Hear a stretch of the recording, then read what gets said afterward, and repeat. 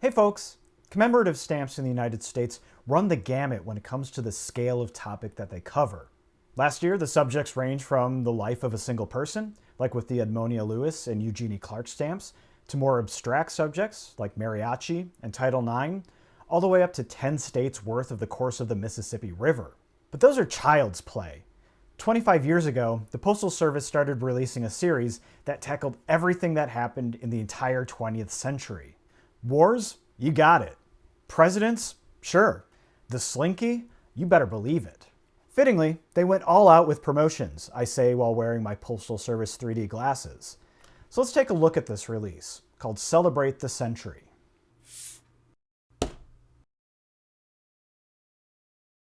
The Celebrate the Century series was 10 panes of 15 stamps each, released between 1998 and 2000, each representing one of the decades of the 20th century.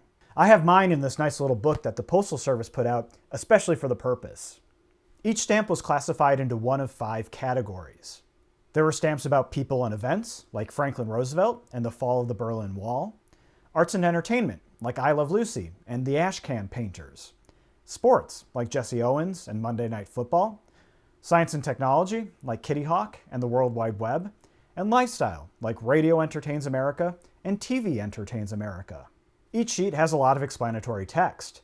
The front has a brief summary of the decade, along with new words that hit the public consciousness then, like junk food and slam dunk in the 1970s, and in the 1930s, oops, pizza racism.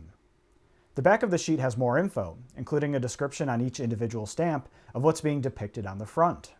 The Citizen Stamp Advisory Committee, the people in charge of choosing stamp subjects, did things a little bit differently than normal when choosing the 150 stamps for the set. For example, the rules at the time didn't allow for promoting commercial enterprises or products with stamps. There are exceptions to that now. Just last year, we had a set of Buzz Lightyear stamps released just a couple months after the movie Lightyear was released. But having, for example, Crayola crayons on a stamp was something new then. Another big difference is that for the final 5 sets, so the 1950s through the 1990s, the Stamp Committee put together a list of possible subjects, but they left the final decision up to a public vote. They came close to something like this with the Elvis stamp, where the choice between 2 designs was put up for a public vote in 1992, but the choice of who was honored on a stamp to begin with was something new, and was done in part to spur interest in the set. And this video, in a lot of ways, is a continuation of a previous video I did on the Stampers program and the Bugs Bunny stamps. For one thing, this is all happening at the same time. The idea for Celebrate the Century came from Aziz Ali Jaffer, the director of Stamp Services at the time, in early 1996, which would have been during the negotiations the Postal Service was having with Warner Brothers to produce the Looney Tunes stamps.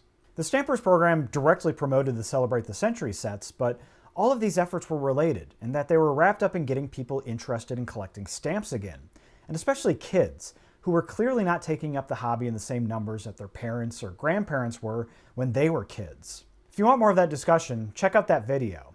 Spoiler alert, they were not very successful. Anyway, each decade's competition accepted ballots for the public's choices for about the span of a month, both via mailed-in ballots and through an online service hosted by Microsoft on MSN.com, and they ended up receiving a few million of them across the 5 sheets. Potential stamp topics were divided by the categories, and voters were capped at 3 votes per category. However, they were not limited in the number of ballots they could submit, as long as they were willing to pay the postage to send them in. There were known cases of campaigns to garner votes for particular nominees. Maybe the most famous example was the Rocky Marciano stamp from the 1950s sheet. One cafe owner in the boxer's hometown handed out thousands of ballots to his customers and covered the postage, and Marciano just made the cut at 13th place. This illustrates a broader concern that some people had with having the public voting on these stamps. Important subjects that had a big impact on the country might lose out to less serious ones that are more fun. And they might have been right. For instance, the top vote getter for the 1970s sheet was the smiley face, while Watergate and the opening of relations with China missed the cut entirely. It's also interesting to think about voting for the decade's most notable topics while still in the decade. The voting for the 1990 sheet happened in the May of 1999. I'm not sure I'd have the distance to know what's going to have lasting relevance if I were asked now about stuff since 2014. And it kind of shows. Improving education is so vague to be kind of meaningless and isn't even 90s specific.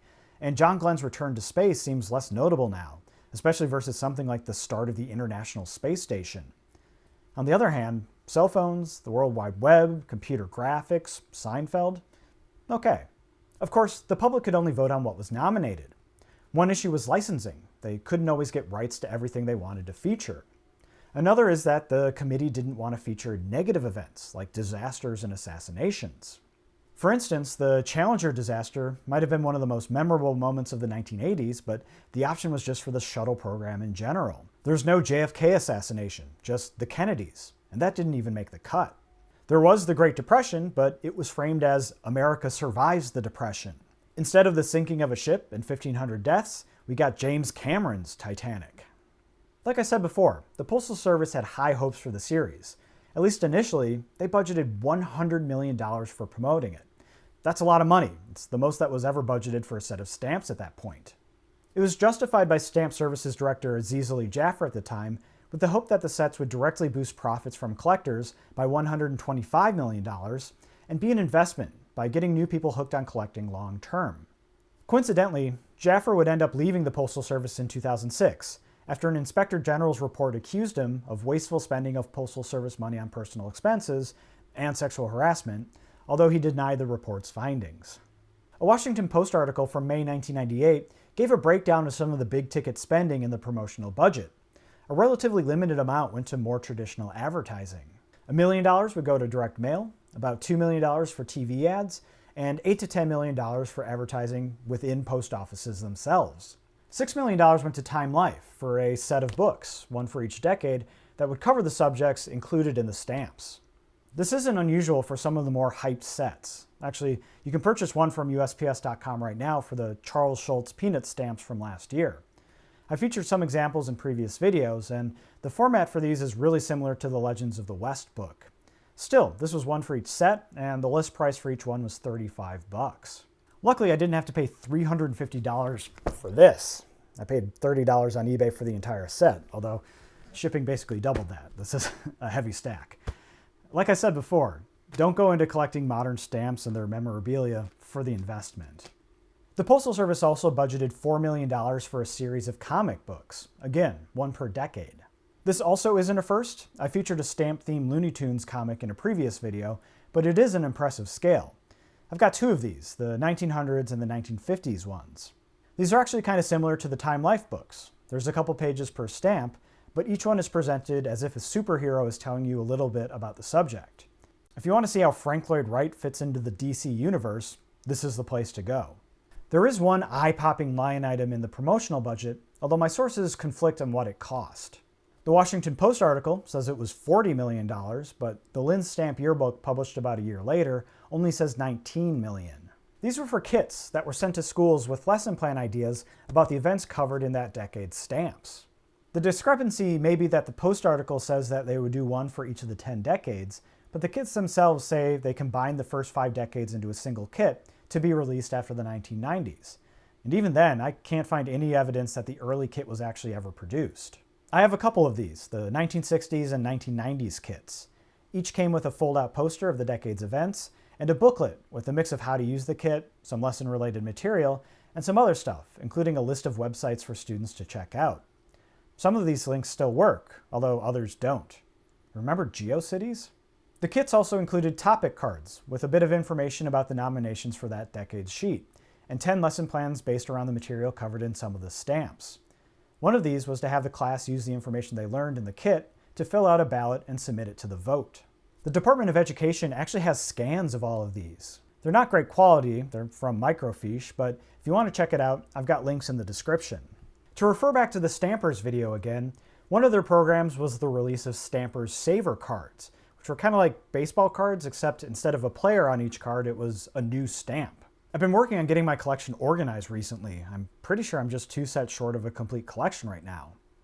The lifespan of the cards coincided pretty closely with the years the Celebrate the Century series was being released, so it worked out that nearly a third of the Saver cards ever released were for the set. The last promotion I'll mention was really a unique one. It was a train. A literal train. Throughout 1990 and 2000, the Celebrate the Century Express acted as a sort of mobile museum/advertisement for the set. One of the cars was a restored 1920s railway post office car, and another had museum-like displays about the subjects covered on the stamps. Of course, you could also purchase the stamps at a stand near the Express, and many, if not all of the cities, had custom cancels you could get. That makes them special event pictorial postmarks, which I happen to make an entire video about. So was the Celebrate the Century series a success? Well, we live in the world today, so we know the broad goal of reigniting stamp collecting as a popular hobby didn't work. Now, granted, that may have been an impossible goal, but on some other measures, the CTC set also struggled. The Postal Service printed 12.5 million panes of each of the first 6 sets, but they reduced their expectations as time went on. 8 million of the 1960s set were ordered, 6 million each of the 1970s and 1980s, and only 5.5 million of the 1990s set. Also, the initial $100 million promotional budget was cut by a third. It's difficult to track down detailed sales numbers for stamps, but the Postal Service reported that 3 of the 4 sets issued during fiscal year 1998 each earned between $10 and $11 million from people buying and holding on to the stamps rather than using them, although the 1910 set only earned $6 million. We can also consider success in terms of its goal of celebrating the century.